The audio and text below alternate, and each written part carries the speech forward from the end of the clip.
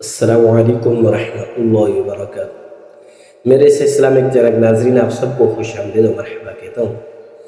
आज इंशाअल्लाह अज़्ज़ा व जल सूरत रूम का रुकू नंबर 3 की तिलावत करूँगा। आइए समाअत फरमाएं। अऊज़ु बिल्लाहि मिनश शैतानिर रजीम, बिस्मिल्लाहिर रहमानिर रहीम। ومن آياته أن خلقكم من تراب ثم إذا أنتم بشر تنتشرون. ومن آياته أن خلق لكم من أنفسكم أزواجا لتسكنوا إليها وجعل بينكم مودة ورحمة، إن في ذلك لآيات لقوم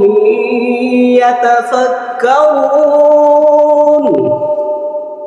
ومن آياته خلق السماوات والأرض واختلاف ألسنتكم وألوانكم، إن في ذلك لآيات للعالمين. ومن آياته منامكم بالليل والنهار وابتغاؤكم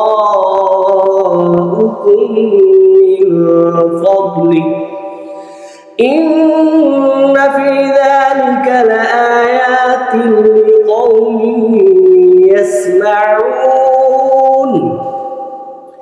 ومن آياته يريكم البرق خوفا وطمعا وينزل من السماء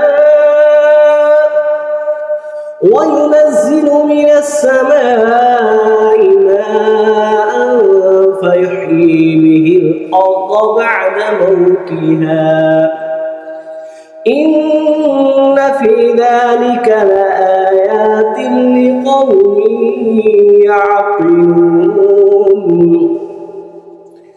ومن آياته أن تقوم السماء والأرض بأمره، ثم إذا دعاكم دعوة من الأرض إذا أنتم تخرجون.